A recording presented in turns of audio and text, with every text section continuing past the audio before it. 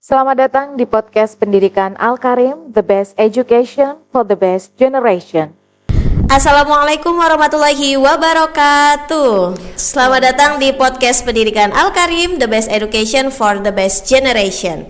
Oke, sahabat Al-Karim, hari ini kita kedatangan seorang tamu yang Masya Allah sebenarnya beliau ini juga sering banget ya mengisi menjadi host podcast di Al-Karim TV. Tapi kali ini beliau berkesempatan untuk menjadi pemateri kita pada hari ini. Siapakah beliau yang sudah tidak asing lagi di Al-Karim? Kita sambut Umi Tila Paulina. Yeay. Assalamualaikum warahmatullahi wabarakatuh, Umi. Waalaikumsalam warahmatullahi wabarakatuh, Umi Okti. Bahagia sekali saya akhirnya diundang menjadi pemateri ya. Iya, yang biasanya jadi host ya, Mi ya. Iya, host yang di detik-detik darurat. Oke, baiklah.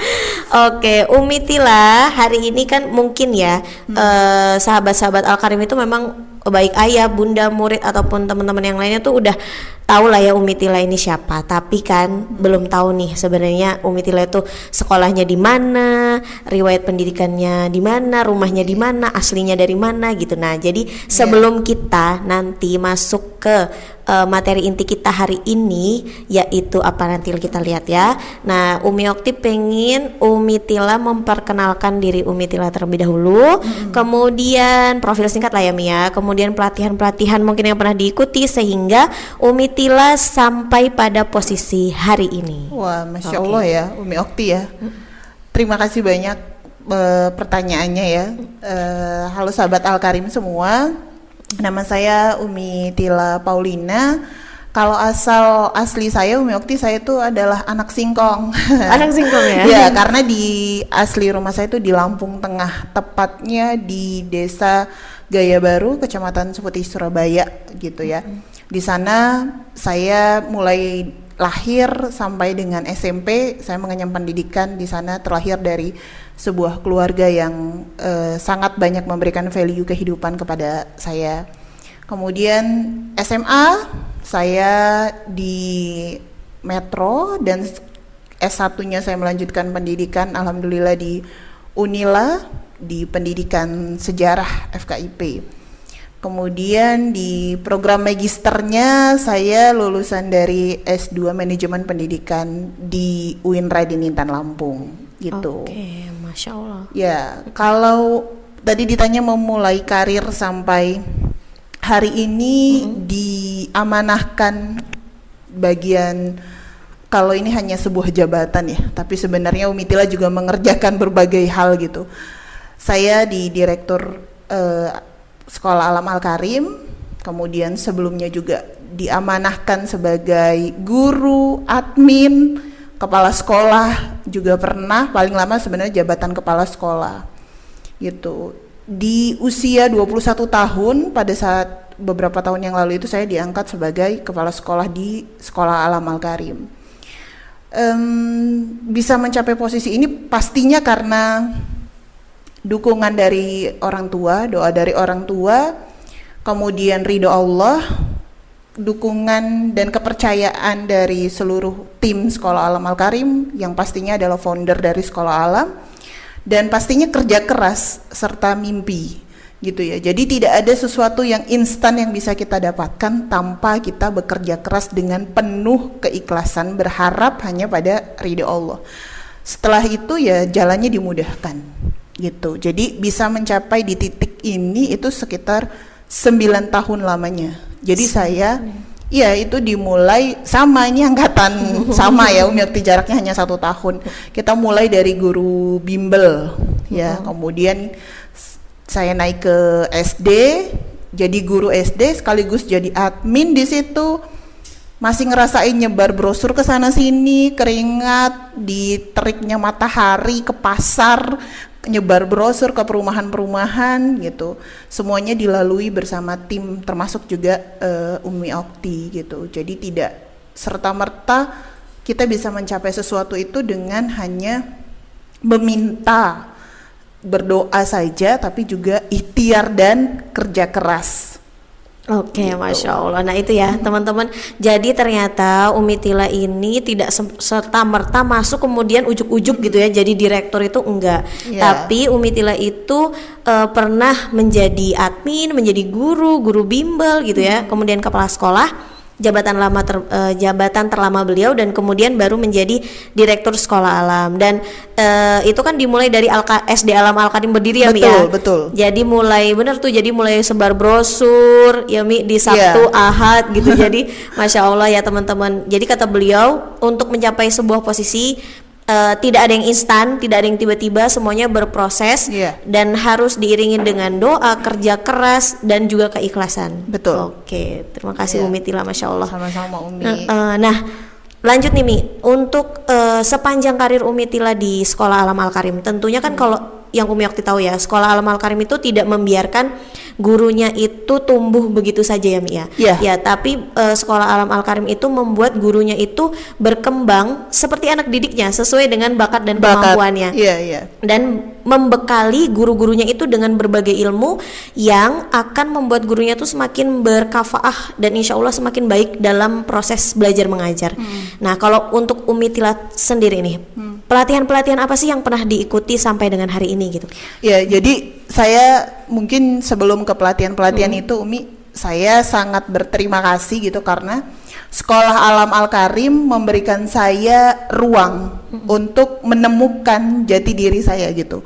Benar-benar saya tuh menemukan untuk apa seorang Tila Paulina diciptakan oleh Allah itu salah satu jalan wasilahnya itu adalah dengan saya bergabung di Sekolah Alam Al-Karim. Jadi pelatihan sebenarnya kalau dari dulu tuh saya orangnya suka tampil gitu. Saya orangnya suka tampil dan saya suka bicara di depan.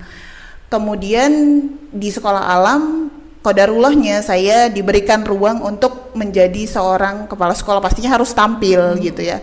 Tapi selain tampil kita juga harus punya ilmu. Nah, pelatihan-pelatihan itu difasilitasi baik dari internal, dari foundernya langsung gitu. Jadi mulai dari penampilan, itu benar-benar waktu itu kita pernah ada pelatihan bagaimana kita tata cara seseorang itu bisa membangun image-nya gitu. Kemudian yang kedua, pelatihan yang sering sekali saya ikuti itu adalah bagian kepemimpinan. Jadi pernah mengikuti pelatihan mujtahid di Bogor gitu ya. Kemudian juga jambore Sekolah Alam se-Nusantara. Pak waktu itu sampai ke pendakian gunung dan sebagainya itu juga dilatih gitu. Kemudian ada pelatihan bahasa Bunda gitu. Jadi ternyata guru itu tidak cukup hanya bisa mengajarkan ilmu kepada anak. Matematika, ngajarin matematika nggak cukup. Tapi bagaimana dia bisa berinteraksi dari hati ke hati, itu ternyata ada ilmunya.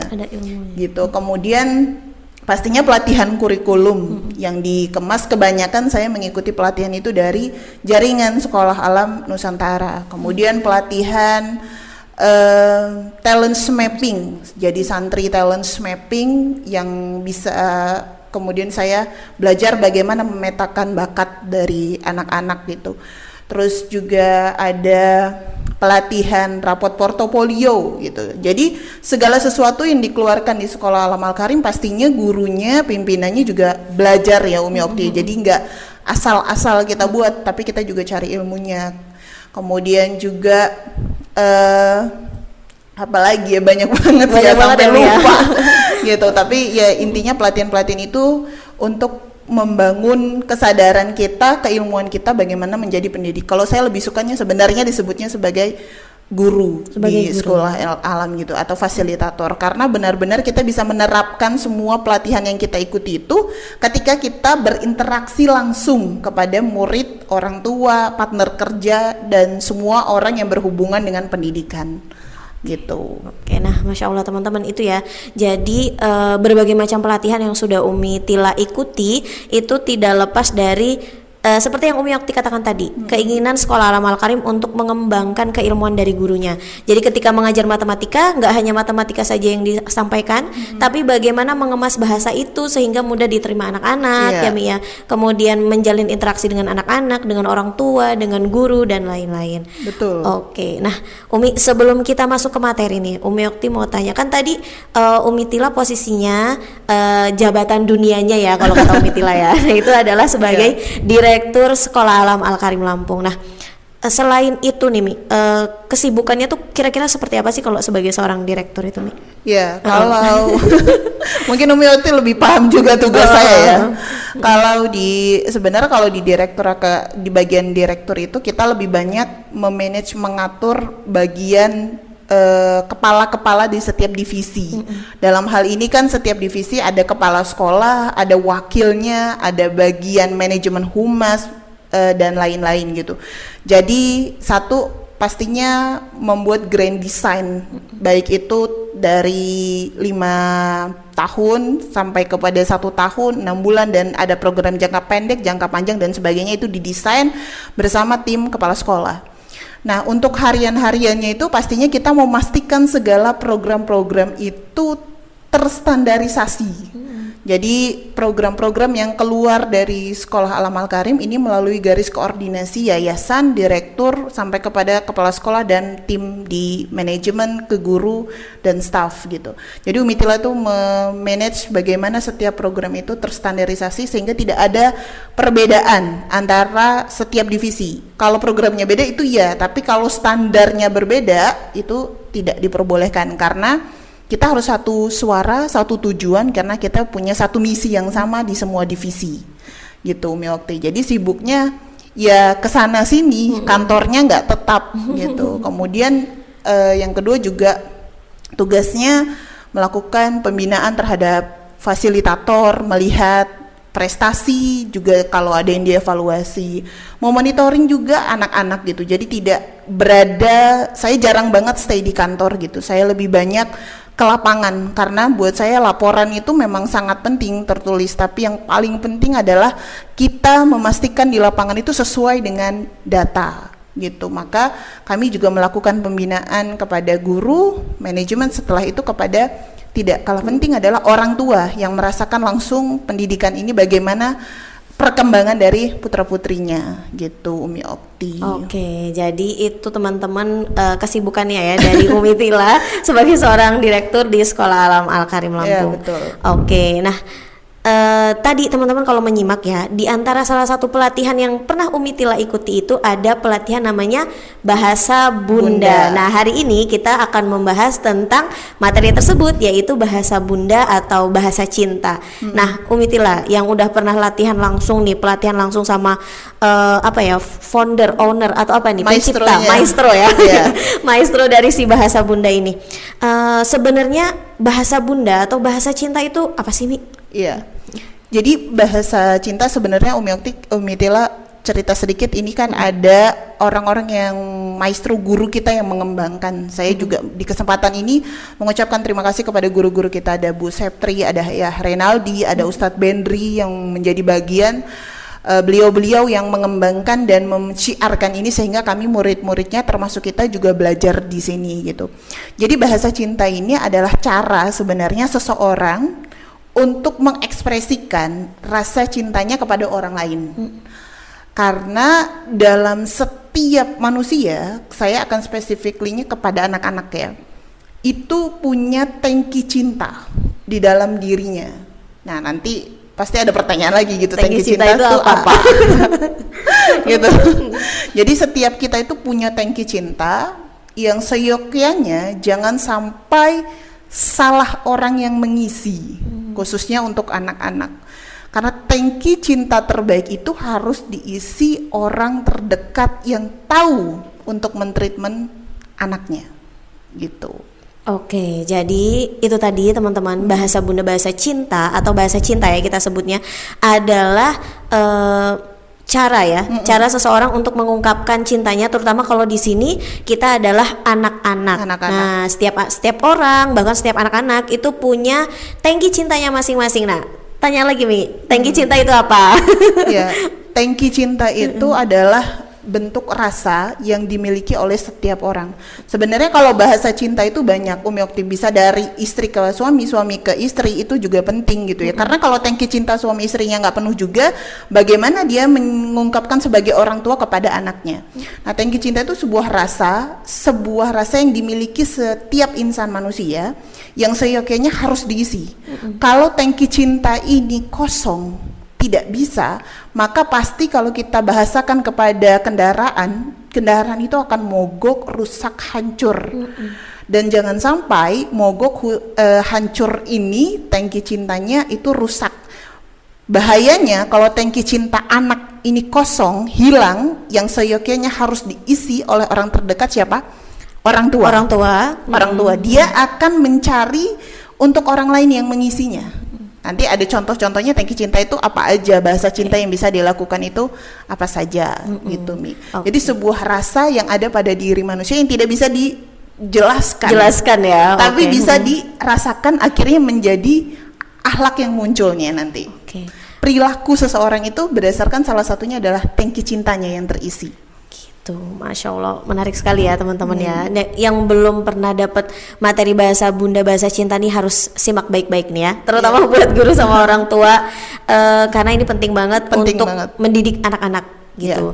Nah, lanjut nih Mi, kan tadi kita bahas bahwa bahasa cinta itu ada beberapa macam. Nah, apa aja Mi bahasa cinta itu? Ya, sebelum saya ke bahasa cinta itu kan ada 5, ada yang menyatakan juga 4 gitu ya, Umi Okti ya. Sebelum ke sana, ada efek besar ketika tangki cinta ini atau bahasa cinta ini diterapkan sebenarnya. Jadi ini kenapa saya sampaikan di awal, supaya nanti bisa merelatekan dengan apa yang Umi Tila sampaikan, macam-macam dari bahasa cinta. Jadi ketika tangki cinta atau bahasa cinta ini diterapkan dengan baik kepada setiap anak-anak kita atau kepada pasangan kita gitu, khususnya untuk anak-anak, dia akan menumbuhkan tuh 3 hal. Apa aja? Yang 3 hal itu sebenarnya relate-nya adalah munculnya sebuah akhlak atau adab yang menjadi perilaku dari anak itu dalam kesehariannya. Jadi kenapa ada anak yang nggak santun dan sebagainya? Jangan-jangan tangki cintanya kosong. Dia mencari-cari cara supaya orang itu peduli sama dia gitu. Jadi yang pertama itu, kenapa bahasa cinta ini penting? Dia harus punya tanggung jawab nantinya. Dia akan punya rasa tanggung jawab. Orang tuh sering bawa, ini kenapa nggak diletakkan di sini, letakkan sini. Jangan-jangan bahasa cintanya yang kurang pas. Yang kedua, ketika nanti dia punya rasa tanggung jawab, dia punya, yang kedua itu adalah kesadaran gitu. Jadi setiap diri anak kita akan punya rasa kesadaran untuk melakukan sholat, itu sadar, dia berlaku baik itu sadar, dia tidak mencuri itu karena kesadarannya, bukan karena ketakutannya terhadap orang lain yang dia diancam, kalau kamu mencuri nanti kamu masuk penjara bla bla, enggak, tapi dia paham bahwasanya itu adalah suatu kejahatan yang nantinya akan merugikan diri saya sendiri, jadi bukan karena takut ancaman. Ketika dua ini berjalan, insya Allah dia juga akan punya perilaku atau akhlak yang beriringan di dalamnya gitu, Umi Okti. Nah, ada 4 sampai 5 ya, tergantung dari yang kita akan pelajari gitu. Yang pertama, bahasa cinta disebut dengan bahasa cinta verbal atau kata-kata. Pahami, lihat anak kita itu mana bahasa cintanya, sehingga ketika kita mentreatment, kita paham mana bahasa cinta yang bisa mengisi dirinya. Kenapa kalau sampai salah? Ada orang tua yang bilang gini, Mi, saya sudah memberikan dia motivasi hadiah kalau dia bisa menghafal surat ini, tapi nggak mempan, karena bahasa cinta dia bukan hadiah mungkin, sehingga nggak terisi tangkinya untuk termotivasi menghafal Al-Quran. Jadi yang pertama itu adalah bahasa cinta verbal. Verbal ini bahasa pujian yang diberikan kita kepada anak-anak. Sekecil apapun yang dilakukan anak kita, coba lihat anak kita itu lebih suka dipuji atau enggak. Ada orang yang bilang, Mi, jangan muji berlebihan. Ini bukan muji berlebihan, tapi lebih kepada pengakuan dan mengapresiasi atas kebaikan sekecil apapun yang dia lakukan. Contoh, ketika dia berhasil menempatkan barang pada tempatnya, itu kita nggak cuman bilang makasih gitu. Tapi anak-anak seperti ini, Umi Okti, dia butuh pengakuan. Dia contohnya, terima kasih anak hebat sudah melakukan tugas disertai jempol. Dia akan tatapannya itu beda, dia merasa hal yang dia lakukan terlihat kecil dan sederhana, tapi dia mendapatkan sebuah pengakuan dengan bahasa yang direkamnya dengan baik. Itu akan memupuk, mengisi tangkinya. Kedua, anak-anak yang bahasa verbal ini biasanya dia lebih suka itu ditatap langsung dengan matanya. Sayang, ini contoh kalau kita mau berangkat kerja gitu ya, yang bisa kita lakukan, jangan pernah merusak pagi hari anak-anak yang bahasa cintanya adalah verbal. Karena efeknya dia dari pagi sampai maghrib itu bisa dia moodinya parah. Maka ayah bunda saya pesan jangan pernah merusak paginya setiap anak ya Mia. Mereka yang bahasa cintanya verbal ini, kalau turun dari motor atau mobil ayah bunda mengantar, itu nggak cuman dadah, assalamualaikum. Enggak, dia menginginkan sekali tatapan yang dinyatakan orang tuanya, semoga kamu bahagia pagi ini. Dia sangat suka bahasa-bahasa yang diungkapkan dengan rasa cinta. Gitu Umi Okti. Kemudian ucapan yang bisa membuat dia itu merasa dihargai dan dia merasa tersanjung.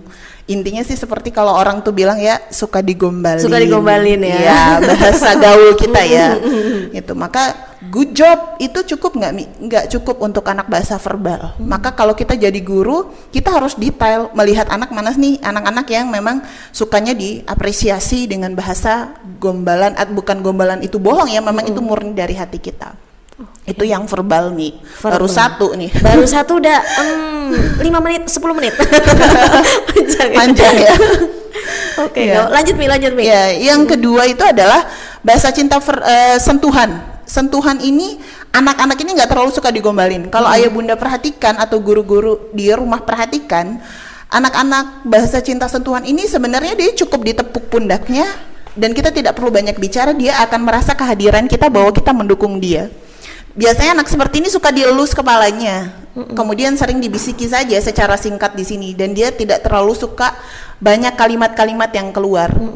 Jadi kalau contoh dia berhasil melakukan sesuatu, ayah bangga. Cukup gitu sebenarnya mereka udah merasa dimiliki gitu. Dan ini biasanya kalau malam dia sering banget, suka banget gitu. Ingat ayah bunda, waktu kita berkualitas sama anak kita itu bukan berarti banyaknya, tapi sangat singkat namun penuh makna, biasanya sangat ditunggu anak-anak kita gitu. Pagi hari ayah bunda sebelum berangkat itu bisa cium keningnya, bisa pegang tangannya, sehingga anak kita nggak cari sentuhan yang lain. Umi bisa peluk ya mungkin ya Mi, bisa ya? peluk. Kan tidak heran kita sering temukan anak-anak kita itu yang usia di bawah kelas 3 sering banget meluk kita tuh sampai kuat banget gitu. Sebenarnya saya bilang sama guru-guru, mereka itu merindukan sebuah sentuhan, yang bahasa tangki cinta mereka adalah sentuhan. Gitu. Kemudian yang ketiga ya. Oke, yang ketiga. Yang Ini ketiga singkat-singkat nih sebenarnya, ya, kalau mau di- ini ayah bundanya itu Panjang. panjang. Nggak apa-apa ya, kita part 1 ini ayah Ya. bunda. Ya, yang ketiga itu adalah bahasa cinta waktu berkualitas.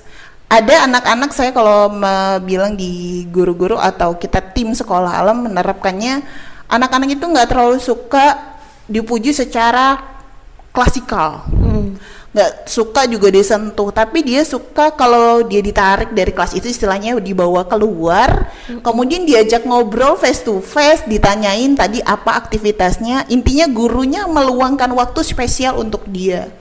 Atau orang tuanya, apalagi mohon maaf yang anaknya sudah lebih dari satu ya Umi Okti ya, biasanya ayah harus menyempatkan ngedate lah sama putrinya. Dia akan sangat merasa tersanjung dan dia sangat merasa tangki cintanya akan terisi bahwa ayahnya itu benar-benar punya waktu sama dia, walaupun hanya 1 minggu sekali atau 2 minggu sekali atau 1 bulan sekali. Biasanya anak-anak begini ingin dispesialkan punya kualitas waktu bersama orang tuanya.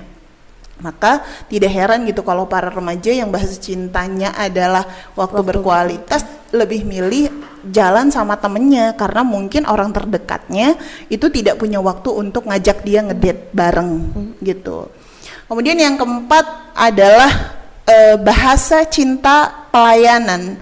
pelayanan ini biasanya anak-anak segini tuh ingin ditemani, jadi bukan semuanya by instruksi. Seperti apa contohnya gitu, anak-anak bahasa cinta pelayanan ini bukan berarti membuat kita itu orang dewasa jadi kayak pesuruhnya, bukan ya Umi Okti. Contohnya gini, ayo kita mau piket, dia sangat melihat apa gerak-gerik yang dilakukan oleh orang yang menginstruksikan.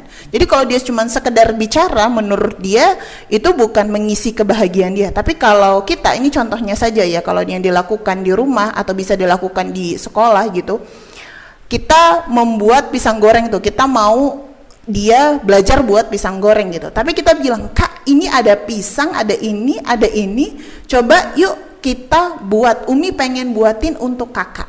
Tapi kalau kita buat bareng-bareng gimana gitu. Jadi dia tuh merasa tuh dihargai, dilayani dengan baik. Atau contoh kedua, tiba-tiba anak ini kita letakkan minumnya di sini. Dia mau makan tapi minumnya belum ada. Terus kita, Kak, ini minum buat kakak gitu. Atau dia mau kita minta untuk piket di kelas gitu, kita taruh sapu, Kak, ini sapu. Sekali tempo dia akan merasakan, wah, guru saya ini paham banget nih sama keinginan saya, orang tua saya ini tahu banget nih. Kalau anak-anak begini biasanya memang tipe-tipe leader ya, suka dilayani juga. Salah satu kan ciri leader ya, dia selain bisa melayani, dia juga ingin kadang-kadang dilayani gitu ya Umi Okti. Itu yang keempat gitu. Kemudian yang terakhir adalah bahasa cinta hadiah. Jadi nanti Umi Okti saya tanya juga nih bahasa cintanya yang mana ya. Karena sebagian orang, kalau orang bilang semua orang suka hadiah, betul, tapi range atau kebahagiaan orang diberikan hadiah itu beda-beda. Kalau saya jujur, saya bukan tipe orang yang terlalu suka diberikan hadiah gitu. Karena ya nerima dan berterima kasih gitu, tapi itu bukan jadi skala prioritas tangki cinta saya pahami bahwa saya tidak terlalu suka hadiah gitu. Jadi orang-orang yang dimotivasi dengan hadiah, kayak contoh nih kita bisa lakukan ke anak-anak kita kalau yang suka hadiah. Nah, kalau nanti kakak bisa umpamanya melakukan kebaikan ini selama 1 pekan, nanti kita akan kasih kakak hadiah tas gitu. Ada yang mempan. Nah, kalau yang nggak mempan, coba cari bahasa cintanya yang mana. Tuh, jadi nggak semua perempuan juga nih ya bunda itu suka hadiah gitu kan ya. Tapi kalau orang bilang kan semua perempuan itu matre. Perempuan itu bukan matre tapi realistis ya. Jadi hadiah itu bukan sesuatu yang terlalu spesial juga, tapi dia menjadi hanya kebutuhan untuk orang tertentu. Tapi ada anak yang sangat berbunga-bunga ketika uminya tuh cuman kasih coklat coki-coki yang harganya 500. Umi Okti ada ya sering ketemu murid seperti itu gitu. Dan kita selalu menangani anak-anak, mencoba sekolah Alam Al-Karim menerapkan bahasa cinta ini sehingga mereka itu nyaman dengan kita. Gitu Umi Okti. Sahabat SAA dimanapun berada, jadi tadi ya Umi Tila di awal kasih kasih pengertian bahwa ketika kita menerapkan bahasa cinta, dan itu bisa diterapkan baik ke pasangan, kemudian ke orang tua ke anak, baik guru ke anak ataupun rekan kerja, itu bisa menimbulkan efeknya itu yang pertama adalah akhlak yang baik ya Mi ya. Di antaranya kesadaran, tanggung jawab dan lain-lain. Intinya adalah akhlak yang baik, dan sebenarnya itu benar-benar terasa dan memang terbukti di sekolah Alam Al-Karim begitu. Dan Umi Okti juga selaku ketika dulu menjadi guru wali kelas pun merasakan ya perubahan itu gitu Mi, ketika menerapkan berbagai metode memilih anak-anak ini bahasa cinta yang mana gitu, mengidentifikasi pasnya yang mana. Dan kemudian tadi tergantung ada 4 ataupun ada 5 bahasa cinta. Yang pertama itu adalah verbal, pujian, yang kedua adalah sentuhan, kemudian yang ketiga adalah waktu yang berkualitas, yang keempat pelayanan, dan yang kelima itu adalah hadiah. Silahkan sahabat SAA dimanapun berada ya, mengidentifikasi dirinya dan juga mungkin pasangannya, anaknya, muridnya, apakah bahasa cintanya masing-masing, sehingga kita bisa tepat menerapkan itu ya Mi ya. Betul. Oke, Masya Allah. Selanjutnya Umi, nah tadi ya kalau kita udah bahas tuh kan bisa ya pertanyaannya nih, apakah hal itu tuh bahasa cinta ini ya bisa atau tidak diterapkan untuk anak, untuk orang tua, untuk guru? Pertanyaannya itu bisa atau tidak, dan ketika bisa atau tidak efeknya itu bagaimana sih Mi kira-kira? Iya. Jadi justru bahasa cinta ini kan dikembangkan awalnya itu untuk keluarga. Jadi Umi Okti, pertama yang harus dipahami, saya punya sebuah kisah ya. Jadi ada anak yang dididik, ini agak cepat aja, dididik dari kober itu TKA paling kecil gitu ya, sampai dengan dia SMP. Artinya dia mengenyam pendidikan di sebuah institusi Islam itu sekitar 8 sampai 10 tahun, lupa saya ya. Nah, singkatnya anak ini dibawa atau disekolahkan setelah lulus SMP itu ke luar negeri gitu, dan dipilihkan sekolah yang ternyata dia harus melepas hijabnya. Awal-awal anak ini nelpon gurunya tuh nangis-nangis. Kenapa sih aku disekolahin di sini dan seterusnya. Lambat laun hilang kontak dan sebagainya dengan si guru. Karena itu di luar kendali guru. Nah, ketika anak ini beberapa tahun kemudian dia muncul di laman media sosial gurunya, ternyata bukan hanya rambutnya saja yang sekarang terlihat, bahkan sebagian auratnya pun sudah bisa dilihat. Nah, ini saya belajar ini dari guru saya juga, kisah ini. Ternyata peran terbesar sebenarnya untuk mengemukakan bahasa cinta ini itu letaknya ada pada orang tua. Karena guru itu tidak punya kendali full untuk memutuskan anaknya di masa yang akan datang. Jadi pesan saya yang pertama, bahasa cinta ini harus diterapkan dulu di rumah. Kemudian baru kedua, kita selain orang tua, kita butuh partner untuk supaya anak-anak kita ini membentuk lingkungan. Motivasi terbaik anak-anak terbesar gitu ya dalam belajar, dalam berubah, dalam apapun itu adalah lingkungan. Salah satunya adalah lingkungan sekolah. Benar ya Umi Okti. Jadi guru itu juga harus memberikan bahasa cinta ini. Jadi bisa dan sangat bisa, dan itu sudah kita lakukan gitu, dan sudah terbukti gitu bahwa anak-anak yang ditreatment sesuai dengan bahasa cintanya, tangki cintanya penuh, maka tidak heran guru itu biasanya sangat didengar. Bahkan anak kita minta tidur pisah dari ayah dan bundanya, pisah kamar gitu ya, nggak mempan nih dari ayah bundanya, tapi sama kita mempan. Anak yang masih ngedot gitu ya, tapi dengan bahasa kita mempan gitu. Setiap guru tuh punya treatmentnya, gimana cara nge-treatment masalah ini, dan salah satu treatment yang dilakukan adalah dengan menerapkan bahasa cinta itu. Jadi sangat bisa, tapi pertama dari rumah dulu. Iya. Jadi sangat bisa, dan terutama itu adalah dari rumah, kemudian mencari partner pendidikan yang memang dia membentuk lingkungan yang juga menerapkan hal itu. Ya. Sehingga anak full dihargai, diapresiasi, dan tangki cintanya bisa terpenuhi. Efeknya munculnya adalah pada akhlak atau ada perilaku yang muncul dalam kesehariannya. Gitu, Mi Okti. Iya, betul sekali. Lanjut ya Mi. Oke. Masih lama gak ini biasa? Udah berapa jam ini kayak ngisi materi seminar saya. Oke Mi. Nah, selanjutnya Mi ya. Nah, bahasa cinta itu ada nggak sih Mi punya waktu-waktu tertentu gitu? Jadi apakah dia baiknya diterapkan ketika dari bayi kah, atau dari TK kah? Maksudnya jenjang pendidikan yang seperti apa? Dan apakah ada waktu-waktu tertentu dalam kondisi tertentu kah? Oh iya, benar-benar. Jadi kalau yang kita pahami dan bisa dicari juga keilmuannya Umi Okti, sebenarnya pembentukan terbaik itu orang tuh bukan bilang dari 1 tahun atau apa itu. Sebenarnya kan dari kandungan ya, itu sudah harus termanage, dari memilih pasangan bahkan. Sebenarnya kalau bagaimana kita menghebatkan anak kita dan menerapkan bahasa cinta itu dari 0 sampai 15 tahun. Karena apa? Karena setelah 15 tahun itu biasanya mereka sudah mulai dengan prinsip hidupnya. Udah susah di bahasa kita tuh untuk dikontrol lagi, itu mereka udah punya prinsip dan udah punya cara untuk menyelesaikan masalah, untuk membuat sesuatu hal yang mereka sukai dan tidak sukai. Biasanya udah jarang bisa ngedengerin pendapat orang. Nah, 0 sampai 15 tahun itu adalah waktu terbaik untuk membuat ini. Ada 3 cara sebenarnya Umi Okti untuk semakin mempertajam bahasa cinta, dan kapan sih waktunya gitu. Tapi sebelum itu kita harus menghebatkan 3 hal. 1, hebatkan telinga anak kita. Jadi lebih banyak memperdengarkan ayat Al-Quran daripada hal-hal yang memperbanyak mudorotnya gitu. Kemudian kenapa di sekolah Alam Al-Karim selalu diganti mata pelajaran itu, selalu kita buat SOP-nya adalah harus dimulai dengan membaca Al-Quran. Ganti mapel sejam, ganti mapel lagi, itu selalu diiringi dengan murojaah dan sebagainya. Karena salah satu cara kita adalah mempertajam dan memperbaiki pendengarannya dengan ayat-ayat Al-Quran. Yang kedua adalah tajamkan matanya dengan melihat banyak kebaikan, banyak melihat contoh, banyak melihat sesuatu yang tidak banyak mudorotnya. Salah satunya adalah memberikan lingkungan mereka melihat umi abinya dan sebagainya yang menutup aurat, orang tuanya juga seperti itu gitu ya. Kemudian teman-teman sepergaulannya. Kemudian yang ketiga itu hebatkan hatinya. Jadi contoh hebatkan hatinya itu seperti apa gitu. Kita lagi makan di luar, mohon maaf ada pengemis, terus orang tuanya bilang, nggak usah, dia itu masih muda, jadi nggak usah dikasih gitu.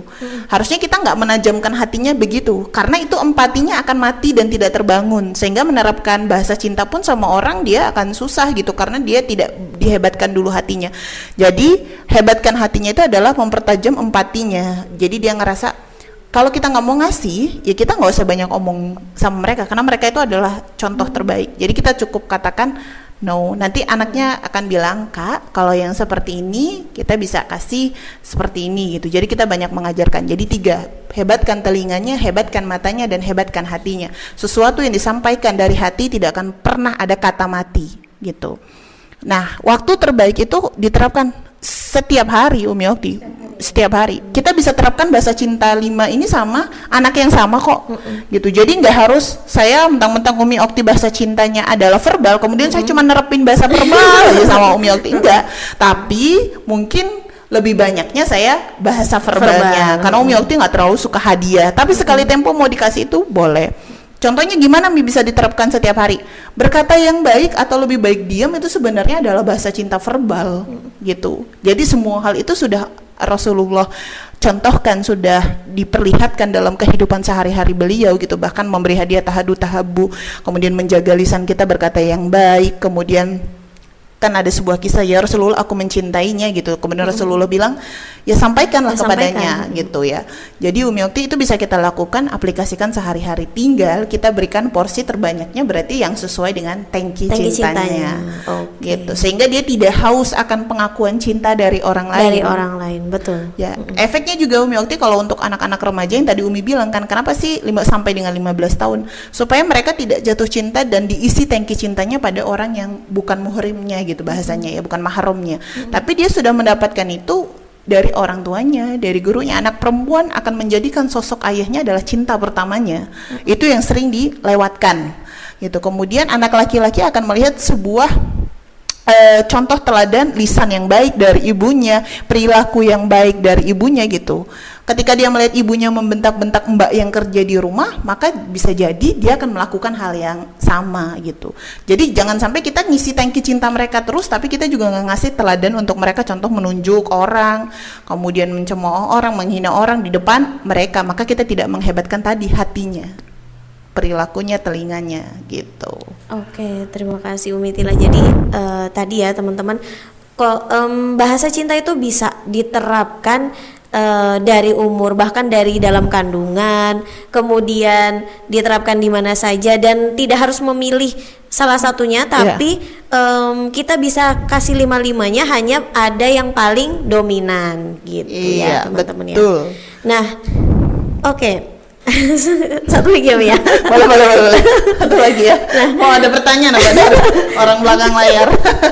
Nih, ada pertanyaan yang lucu nih. Jadi pertanyaannya itu adalah, apakah kalau kita lagi marah-marah itu tetap bisa menggunakan bahasa cinta?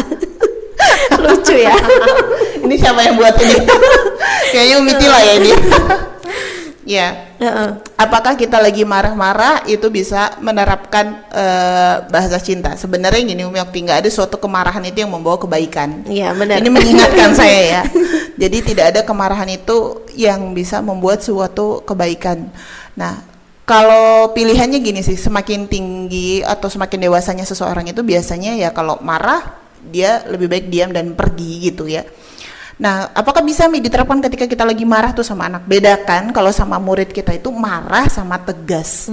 Kalau sembari kita tegas, ini contoh nih ya, saya belajar ini tuh dari Umi Okti justru. Ya, bagaimana bahasa verbal itu diungkapkan ketika gurunya sedang naik darah sebenarnya ya, Mi ya.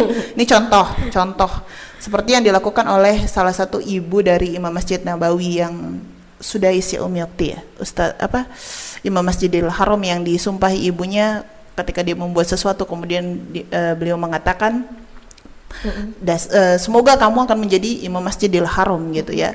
Kemudian itu kejadian, sampai saat ini saya lupa imam masjid tersebut siapa gitu. Itu kisahnya sangat terkenal. Nah, ketika kita sedang tegas, maka kita katakan sama anak kita, ini Umi Okti yang mau memberikannya. Anak-anak yang soli dan solihah, ya Allah, semoga kalian jadi anak yang cerdas, yang hebat, gitu. Padahal sambil kesel Sambil kesel, tapi kita tetap mengeluarkan kalimat verbal yang baik, gitu. Atau ada anak kita yang guling-guling, gitu ya, kita memegangnya dan menyentuhnya untuk menenangkannya tanpa kita menghinanya atau mengejeknya, membandingkannya. Ya Allah, Naomi itu sayang banget sama kakak gitu. Yang penting jangan sampai dicubit gitu. Kita sentuh pundaknya, kita peluk dia, kita elus kepalanya. Ya namanya kita juga manusia, kadang-kadang kita juga penuh dengan emosi gitu ya. Tapi Umi Okti perlu diingat, ketegasan itu sangat penting dalam pendidikan, asal yang sering saya juga katakan tidak melakukan dua hal, kekerasan verbal dan kekerasan fisik. Selama itu tidak dilakukan, ya jangan sampai marah, tapi lebih kepada tegas dan tetap menggunakan bahasa yang baik verbal itu. Jadi nggak ada marah-marah itu bisa mengeluarkan bahasa bunda. Karena marah-marah itu kan latah doa akan jannah ya. Janganlah marah bagimu surga. Oke, Masya Allah. Yang terakhir nih Umi Tila. Terakhir lagi nih. terakhir banget nih ya. Ini kayaknya dari request ya, dari Abi Azam ya sama Abi Ajis ya. Ini terakhir banget buat seluruh orang tua, guru. Seluruh sahabat SA dimanapun berada. Pesan untuk para pendidik, ya baik itu pendidik di rumah maupun pendidik di sekolah terkait dengan bahasa cinta ini, Mi. Jadi ayah dan bunda ataupun para guru di seluruh dunia ya, wah seluruh dunia ini semoga menyaksikan. Pesannya adalah jangan pernah lelah untuk terus melakukan yang terbaik bagi putra-putri kita. Karena Allah tidak pernah lelah untuk memberikan kita hidayah. Jadi ketika kita mengangkat tangan kita dan menyatakan bahwa saya menyerah, menyerahnya bisa dengan amarah, bisa dengan emosi, bisa dengan menyumpahinya dan sebagainya. Padahal Allah tidak pernah meninggalkan kita. Bagaimana bisa kita meninggalkan putra-putri kita? Kemudian tetap memberikan cara treatment terbaik mengekspresikan cinta kepada putra-putri kita. Karena mereka ini adalah amanah yang paling mahal di seluruh dunia. Saking mahalnya mereka tidak bisa dinilai dengan apapun. Dan yang terakhir adalah semoga bahasa cinta ini bisa menghantarkan kebahagiaan anak-anak kita, bisa menghantarkan mereka kelak. Sebenarnya salah satu target utama orang tua itu punya tanggung jawab Umi Okti memastikan putra-putri mereka itu tumbuh besar untuk menjadi nanti suami, kalau dia laki-laki itu bisa jadi suami terbaik dan ayah terbaik untuk anaknya. Kalau dia perempuan dia bisa jadi istri terbaik dan ibu terbaik untuk anaknya. Tapi itu adalah tugas orang tuanya juga ternyata memastikan itu. Dan semua yang kita lakukan akan dimintai pertanggungjawaban. Dan guru sekalipun juga harus tetap menerapkan bahasa cinta yang sehingga membuat tangki cinta jika itu tidak penuh di rumah, mungkin kita akan menjadi salah satu bagian yang mengisi cinta mereka dan kelak mereka tumbuh menjadi anak yang dipenuhi dengan rasa cinta, muncullah akhlak kebaikan mereka. Selama akhlak itu terus muncul dalam diri mereka, selama itulah guru akan tetap mendapatkan aliran kebaikan dari anak-anak kita. Oke, Masya Allah, itu adalah closing statement yang pengen nangis sebenarnya Umi Okti rasanya. Serius, ini nggak peres ya, karena menurut Umi Okti itu udah lengkap banget dan menyadarkan kita bersama ya teman-teman. Oke, sahabat SA dimanapun berada, akhirnya kita sampai di penghujung acara ya, yaitu materi kita hari ini adalah tentang bahasa bunda, bahasa cinta. Umi Okti mewakili Sekolah Alam Al-Karim mengucapkan terima kasih banyak Umi Tila. Sama-sama. Sudah mau mengisi podcast pendidikan di Sekolah Alam Al-Karim. Semoga setiap ilmu yang Umi Tila berikan, yaitu ilmu dari guru-guru Umi tentunya, ya, pasti. itu bisa mengalirkan pahala baik untuk Umi maupun juga untuk guru-guru Umi. Amin, amin. Amin ya rabbal alamin. Dan tentunya Umi Okti mohon maaf apabila ada kesalahan ya Umi. Sama-sama, selama menjadi Umi. host. Dan kepada Allah tentunya Umi Okti mohon ampun. Baik, kita akhiri ya teman-teman, SA, sahabat SA. Umi Okti akhiri ya, sampai jumpa di podcast pendidikan selanjutnya. Dadah. Umi Okti akhirnya, assalamualaikum warahmatullahi wabarakatuh. Waalaikumsalam warahmatullahi wabarakatuh.